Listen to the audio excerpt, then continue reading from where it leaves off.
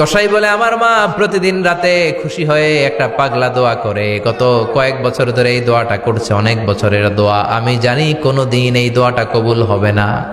সৈয়দনা মুসা বললেন কি দোয়া? সৈয়দনা মুসা আলাইহিস সালাম আল্লাহরে বললেন, আল্লাহ মাইয়াকুনু জালিসি ইয়াউমাল কিয়ামা, কিয়ামতের দিন আমার সাথী কে হবে?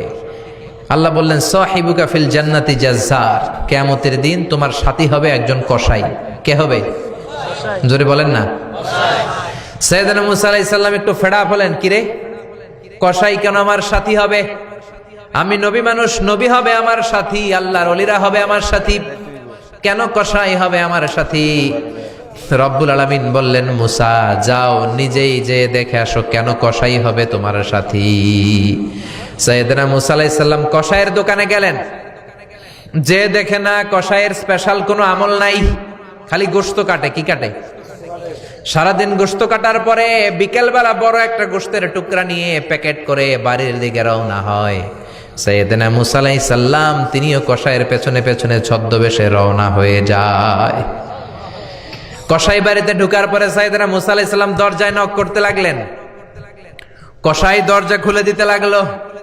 সাইয়েদনা মুসা আলাইহিস সালাম পরিচয় গোপন করে বলে, আমি একজন মুসাফির, আজকে রাতে ও কসাই ভাই আপনার বাড়িতে থাকতে চাই। কসাই বলে আহলান সাহলান, আসেন এই ঘরের মধ্যে বসেন, পাশের ঘরে আমার একটু কাজ আছে।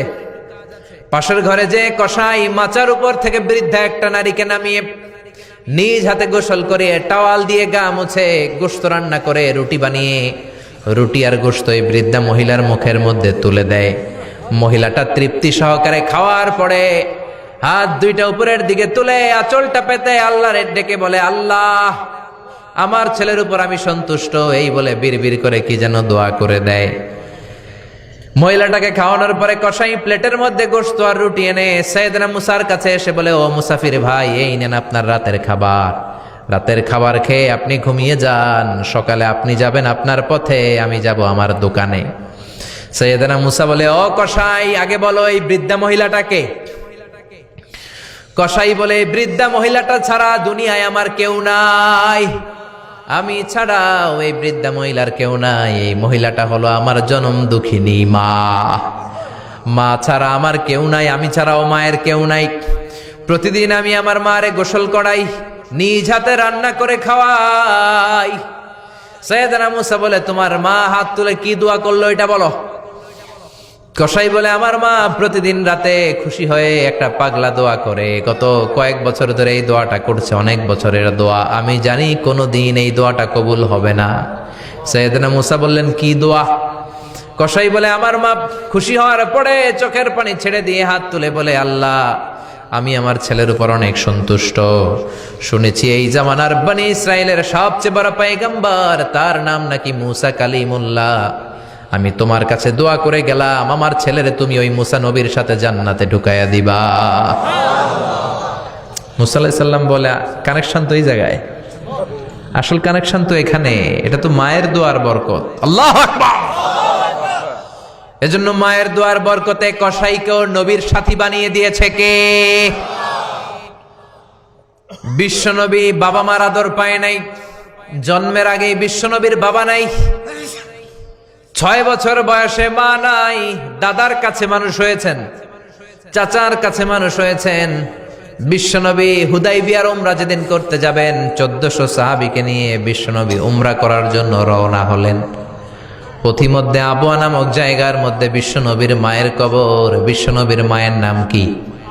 তোরা দেখে যা আমিনা মায়ের কোলে, মধু পূর্ণিমারি সেথা চাঁদ দোলে, যেন উষার কোলে রাঙা রবি দোলে, কুল মখলুকে আজি ধ্বনি ওঠে কে লই, কালেমা শাহাদাতের বাণী ঠোঁটে কে লই, পরে দুরুদ ফেরেশতা বেহেশতের দুয়ার খোলে, তোরা দেখে যা আমিনা মায়ের কোলে। ঠিক কি না? মায়ের কবর বলল সামনে, জায়গার নাম আবওয়া, ছোট্ট একটা টিলা। 1400 সাহাবীদের দিকে তাকিয়ে বিশ্বনবী বললেন, ও সাহাবারা এটা আমার মায়ের কবর, আমি আল্লাহর কাছ থেকে অনুমতি পেয়েছি মায়ের কবর জিয়ারত করার, তোমরা যারা জিয়ারত করতে চাও আসো। 1400 সাহাবী বলে, আমরাও আপনার মায়ের কবর জিয়ারত করব। বিশ্বনবী 1400 সাহাবীরে বললেন, জিয়ারত করার সময় কেউ কিন্তু কান্নাকাটি করতে পারবা না। 1400 সাহাবীকে কান্নাকাটি করতে নিষেধ করে বিশ্বনবী যখন নিজের মায়ের কবরের সামনে দাঁড়ালেন, বিশ্বনবী ছোট্ট বাচ্চার মতো হাউমাউ করে কান্না শুরু করে দিলেন। বিশ্বনবীর কান্না দেখে 1400 সাহাবাও কান্না শুরু করে দিল। বিশ্বনবী 1400 সাহাবীদের দিকে তাকিয়ে ধমক দিয়ে বলে, তোমরা কাঁদো কেন?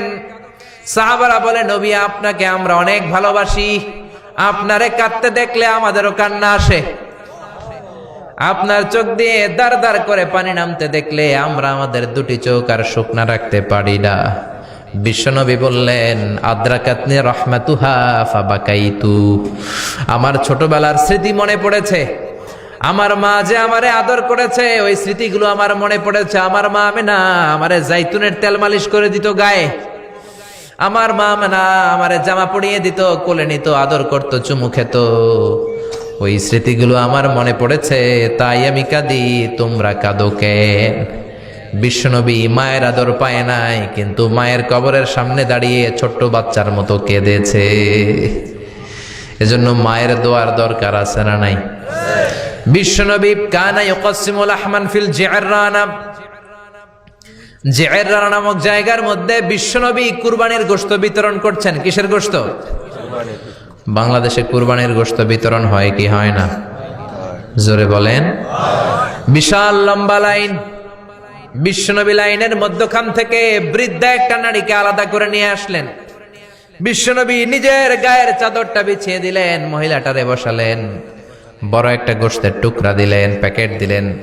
বৃদ্ধা মহিলাটাও বিশ্বনবীর মাথার মধ্যে হাত বুলিয়ে দিয়ে দোয়া করে গেল। সাহাবীরা বললেন, ইয়া রাসূলুল্লাহ, ইয়া হাবিবাল্লাহ, হাজার হাজার মানুষ, কাউকে তো লাইন থেকে আলাদা করলেন না। কে এই বৃদ্ধা মহিলা? কেন এই মহিলারে নিজের চাদরের উপরে বসতে দিলেন? বিশ্বনবী বললেন, জন্মের আগে আমি বাবা হারালাম, 6 বছর বয়সে মাকে হারিয়েছি, মায়ের বুকের দুধ আমি খেতে পারি নাই। যেই মহিলাটারে আমার চাদরের উপরে বসতে দিলাম, এই মহিলাটা হলো আমার দুধ মা হালিমা, বনু সাদ গোত্রের হালিমা। এই হালিমার বুকের দুধ খেয়ে আজকে আমি তরতাজা নবী মুহাম্মদ। চিল্লায় কোন আল্লাহু আকবার। এজন্য মা বাবার দোয়ার দরকার আছে না নাই? কখনো মা বাবার সাথে বেয়াদবি করা যাবে না, গরম আওয়াজে কথা বলা যাবে না, উচ্চবাচ্য করা যাবে না, কোমল আচরণ করতে হবে, মা বাবার দোয়া নিতে হবে। কোন কারণে মা বাবার সাথে যদি ঝগড়া হয়, বাকবিতণ্ডা হয়, আজকের মাহফিলের পরে মা বাবার পা ধরে আমরা ক্ষমা চাবো। রাজি আছেন? সবাই রাজি আছেন? কেউ যদি মা বাবার পা ধরে ক্ষমা চায়, মা বাবা কি ক্ষমা না করে পারে? আর আম্মা আব্বার পায়ে ধরে চোখের পানি ছাড়তে কি কোনো লজ্জা আছে? জোরে বলেন আছে? আজকে আমরা ক্ষমা চাইবো, আজকে আমরা দোয়া নিব। মা বাবার দোয়া সবচেয়ে বড় দোয়া। মায়ের দোয়া থাকলে ওই ব্যক্তি কখনো ব্যর্থ হয় না।